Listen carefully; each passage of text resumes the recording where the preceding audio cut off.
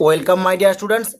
আজ আমি ষষ্ঠ শ্রেণীর রায় ও মার্টিন প্রশ্নবিচিত্রার 2026 সালের দ্বিতীয় পর্যায়ক্রমিক মূল্যায়নের পরিবেশ ও বিজ্ঞানের 221 নম্বর পেজের 12 নম্বর স্কুলের প্রশ্নগুলি সলভ করব। চলো তাহলে শুরু করি। ক্লাস 6-এর রায় ও মার্টিন প্রশ্নবিচিত্রার পরিবেশ ও বিজ্ঞানের দ্বিতীয় পর্যায়ক্রমিক মূল্যায়নের 221 নম্বর পেজের 12 নম্বর স্কুলের একের দেখেছে সঠিক উত্তরটি নির্বাচন করো। একের দাগ, চুনাপাথরের পরিবর্তনে কোনটি উৎপন্ন হয়? এর উত্তরটা হবে বি। একের দুই দাগ, জীবাশ্ম জ্বালানি হলো, এর উত্তরটা হবে, এখানে সবগুলি হবে। একের তিনের দাগ, মৌলিক রাশিটি হলো, এর উত্তরটা হবে এ। একের চারের দাগ, উষ্ণতার এসআই একক হলো, এর উত্তরটা হবে এ। একের পাঁচের দাগ, ফুটবলে কিক করলে যে বলটি প্রয়োগ করা হয় তা হলো, এর উত্তরটা হবে বি।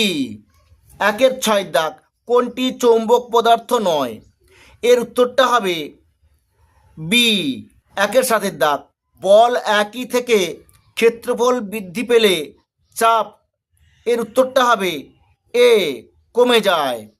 একের আটের দাগ, তরল প্রবাহিত হয়, এর উত্তরটা হবে এ, উচ্চচাপ থেকে নিম্নচাপের দিকে। একের নয়ের দাগ, মানবদেহে লালায় উপস্থিত জীবাণু ধ্বংসকারী পদার্থটি হলো, এর উত্তরটা হবে বি, লাইসোজাইম। একের দশের দাগ, মানুষের হাতের তালুতে হাড়ের সংখ্যা হলো, এর উত্তরটা হবে ডি, 5টি। একের 11 দাগ, ঈষৎ সচল অস্থিসন্ধি থাকে, এর উত্তরটা হবে বি, মেরুদণ্ডে। একের 12 দাগ, নবীকরণযোগ্য শক্তি উৎস হলো, এর উত্তরটা হবে বি, জৈব গ্যাস। দুয়ের দাগ, নিচের প্রশ্নগুলির অতি সংক্ষেপে উত্তর দাও। দুয়ের একের দাগ, লোহার প্রধান আকরিকের নাম কি? এর উত্তরটা হবে হিমাটাইট। দুয়ের দাগ, ব্রোঞ্জ কোন কোন ধাতুর সংমিশ্রণে তৈরি করা হয়? এর উত্তরটা হবে তামা আর টিন। দুয়ের তিনের দাগ, সিএনজি এর প্রধান উপাদান কি? এর উত্তরটা হবে মিথেন। দুয়ের চারের দাগ, শূন্যস্থান পূরণ করো। বেগ ইকুয়াল টু দৈর্ঘ্য ভাজিতক ড্যাশ, এর উত্তরটা হবে সময়। দুয়ের পাঁচের দাগ, শূন্যস্থান পূরণ করো। সিজিএস পদ্ধতিতে বলের একক হলো ড্যাশ, এর উত্তরটা হবে ডাইন। দুয়ের ছয়ের দাগ, ভর পরিমাপ করা হয় কিসের সাহায্যে? এর উত্তরটা হবে সাধারণ তুলাযন্ত্রের সাহায্যে। দুয়ের সাতের দাগ, কয়লা পোড়ানো হলে কোন শক্তি কোন শক্তিতে পরিণত হয়? এর উত্তরটা হবে রাসায়নিক শক্তি তাপ ও আলোক শক্তিতে রূপান্তরিত হয়। দুয়ের আটের দাগ, চৌম্বক শক্তির যান্ত্রিক শক্তিতে রূপান্তরিত হওয়ার উদাহরণ দাও। এই প্রশ্নের উত্তরটি তোমাদের পাঠ্য বইয়ের 88 নম্বর পেজে, তোমরা এখান থেকে এইটুকু লিখে নেবে। দুয়ের নয়ের দাগ, সকল শক্তির মূল উৎস কি? এর উত্তরটা হবে সূর্য। দুয়ের দশের দাগ, ঘর্ষণের একটি সুবিধা লেখ। এই প্রশ্নের উত্তরটি তোমাদের পাঠ্য বইয়ের 98 নম্বর পেজে, তোমরা এখান থেকে এইটুকু লিখে নেবে। দুয়ের 11 দাগ, সারা দেহ থেকে কোন রক্তনালী দিয়ে রক্ত হৃৎপিণ্ডে ফিরে আসে? এর উত্তরটা হবে ঊর্ধ্ব ও নিম্ন মহাশিরা দিয়ে। দুয়ের 12 দাগ, পিভট সন্ধি মানুষের দেহে কোথায় আছে? এই প্রশ্নের উত্তরটি তোমাদের পাঠ্য বইয়ের 124 নম্বর পেজে, তোমরা এখান থেকে এইটুকু লিখে নেবে। তিনের দাগ, নিচের প্রশ্নগুলির সংক্ষেপে উত্তর দাও। তিনের একের দাগ, পিউমিস জলে ভাসে কেন? এই প্রশ্নের উত্তরটি তোমরা লিখবে, পিউমিস বা ঝামা পাথর অত্যন্ত ছিদ্রযুক্ত হালকা আগ্নেয়শিলা হওয়ায় জলে ভাসে। এটি আগ্নেয়গিরি লাভা দ্রুত ঠান্ডা হয়ে জমে যাওয়ার সময় তৈরি হয়, যার ফলে এর ভেতরে প্রচুর গ্যাস ও বাতাসের বুদবুদ আটকে থাকে। এর ফলে পাথরটির ঘনত্ব জলের ঘনত্বের চেয়ে কম হয়ে যায়, যা একে ভাসতে সাহায্য করে। তোমরা এখান থেকে এইটুকু লিখে নেবে। তিনের দুয়ের দাগ, একক কাকে বলে?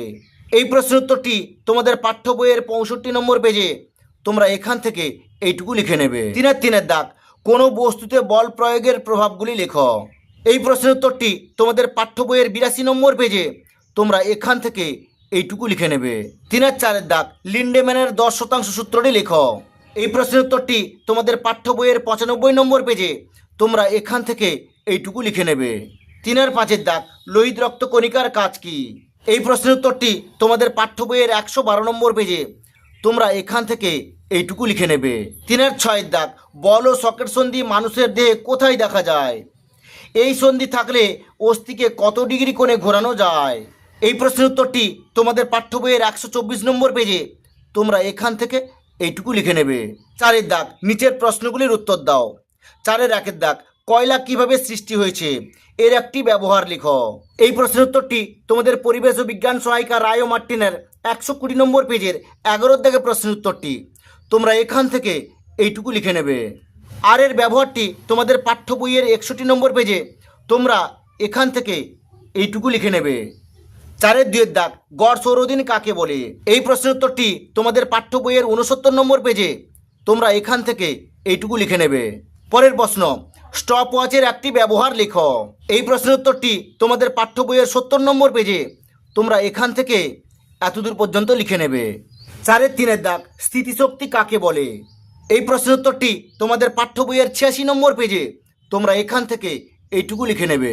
পরের প্রশ্ন, ধনুক থেকে তীর ছোড়ার ক্ষেত্রে শক্তির রূপান্তরটি ব্যাখ্যা লেখো। এই প্রশ্নের উত্তরটি তোমাদের পাঠ্য বইয়ের 87 নম্বর পেজে তোমরা লিখবে, ধনুকের স্থিতিশক্তি তীরের মধ্যে গতিশক্তিতে রূপ বদলায়। 4-4 দাগ, বার্নৌলির নীতিটি লেখো।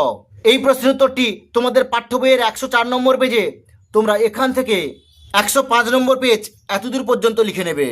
পরের প্রশ্ন, একটি তলের ওপর লম্বভাবে 25 নিউটন বল প্রয়োগ করা হলো।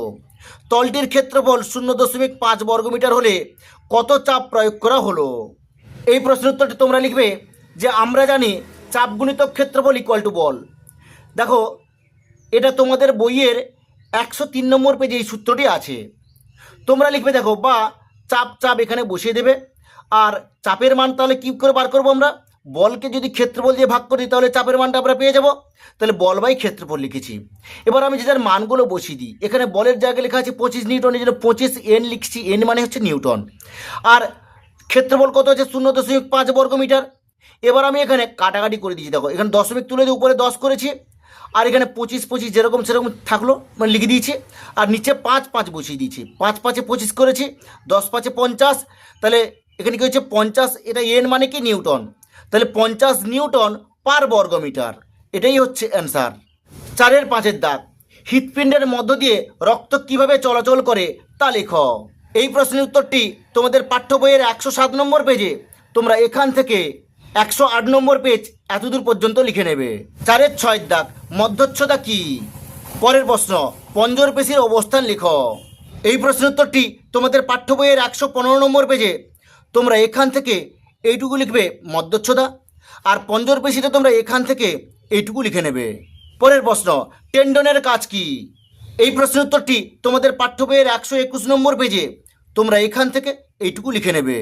4-7 দাগ, খাদ্য শৃঙ্খল কাকে বলে? একটি অরণ্যের খাদ্য শৃঙ্খল তৈরি করো। এই প্রশ্নের উত্তরটি তোমাদের পাঠ্য বইয়ের 93 নম্বর পেজে তোমরা এখান থেকে এইটুকু লিখে নেবে, খাদ্য শৃঙ্খল কাকে বলে। এর পরের প্রশ্নটা আছে কি? একটি অরণ্যের খাদ্য শৃঙ্খল তৈরি করো। এই প্রশ্নটা আছে, তোমরা এখান থেকে এইটুকু লিখে নেবে। মানে আমি যেরকম লিখে দিয়েছি সেরকম তোমরা লিখে নেবে। পরের প্রশ্ন, উৎপাদক ছাড়া কোন প্রাণী সব পিরামিডে যে কোনো ধাপে থাকতে পারে? এর উত্তরটা হবে মানুষ। 4-8 দাগ, দেহভর সূচক কাকে বলে? স্বাভাবিক ওজনের ক্ষেত্রে দেহভর সূচকের মান কত তা লেখো। এই প্রশ্নের উত্তরটি তোমাদের পাঠ্য বইয়ের 132 নম্বর পেজে তোমরা দেহভর সূচকটা এখান থেকে এইটুকু লিখে নেবে। আর দেখো, স্বাভাবিক ওজনের ক্ষেত্রে দেহভর সূচকের মান তোমরা এখান থেকে এইটুকু লিখে নেবে। পরের প্রশ্ন, জাইগান্টিজম কি? এই প্রশ্নের উত্তরটি তোমাদের পাঠ্য বইয়ের 130 নম্বর পেজে তোমরা এখান থেকে এইটুকু লিখে নেবে। ঠিক আছে, আজ এই পর্যন্ত। নেক্সট ভিডিওতে আমি 13 নম্বর স্কুলের প্রশ্নগুলি সলভ করব।